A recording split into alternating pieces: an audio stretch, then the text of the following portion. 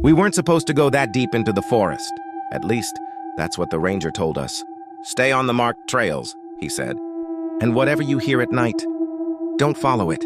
Of course, we didn't listen. It started as a normal camping trip, just 3 of us. Me, Ryan, and Jake.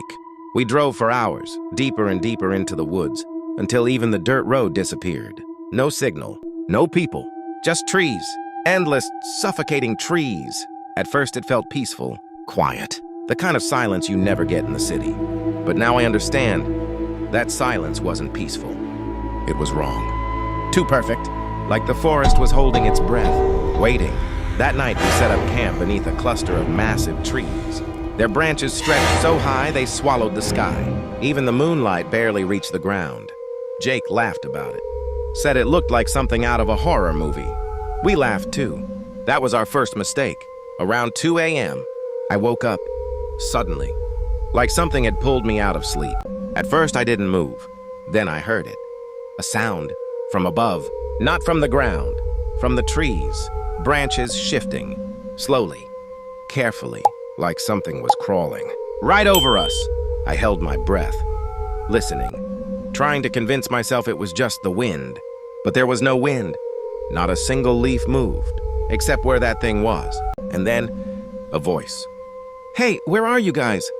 My heart stopped. It sounded exactly like Ryan, but Ryan was right next to me.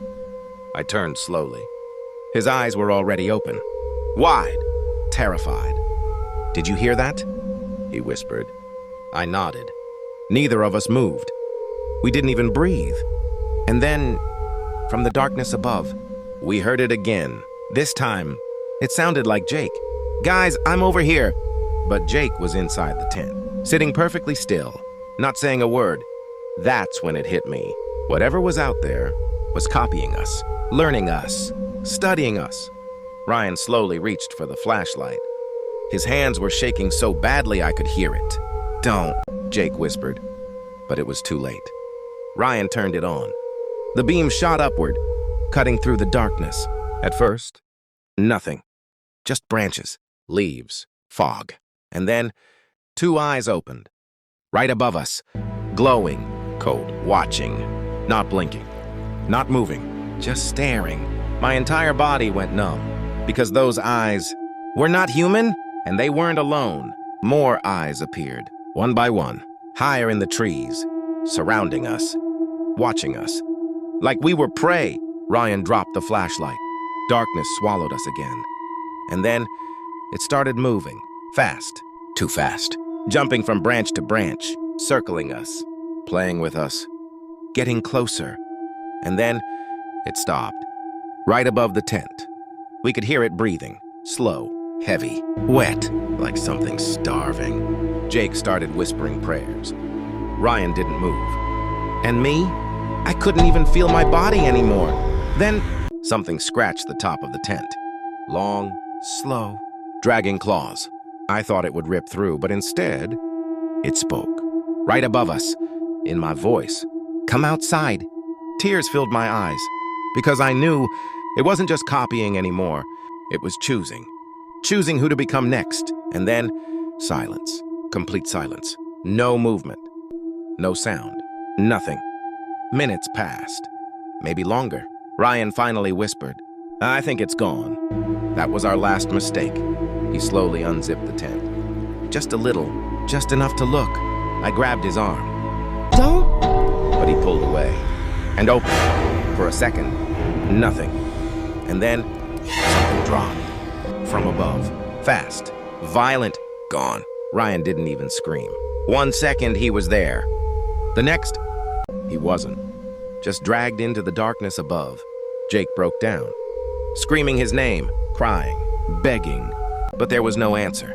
Only the sound of branches shaking, getting farther away, taking Ryan deeper into the forest. I didn't think. I grabbed Jake. Run! We ran. Through the trees, through the darkness, branches tearing at our skin, roots grabbing our feet.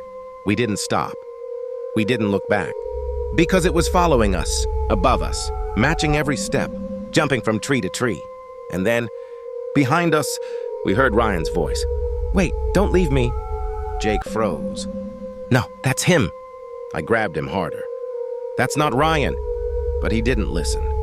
The voice came again, closer. Broken. Please, help me. Jake turned. And that's when I saw it, high in the trees. Something massive. Twisted, its limbs too long, its body wrong, clinging to the branches like it belonged there, its eyes glowing, its mouth smiling.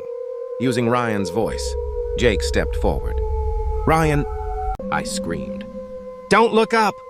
But it was too late. The thing dropped, right in front of him. For a split second, I saw everything. The claws, the teeth, the face that shouldn't exist. And then it grabbed him and pulled him into the trees. Gone. Just like that. Silence. Again. I was alone. I ran. I don't remember how long. I don't remember how I got out. But I did. They found me the next morning. Barely alive. Covered in blood and cuts. They asked what happened. I told them everything. Of course. They didn't believe me. They said my friends got lost. That I imagined it. But I know the truth. Because sometimes, late at night, when everything is quiet, I hear it again from the trees outside my window, calling me in my own voice. And last night, for the first time, I heard something new. Not my voice, not Ryan's, not Jake's. It was someone else, crying, begging.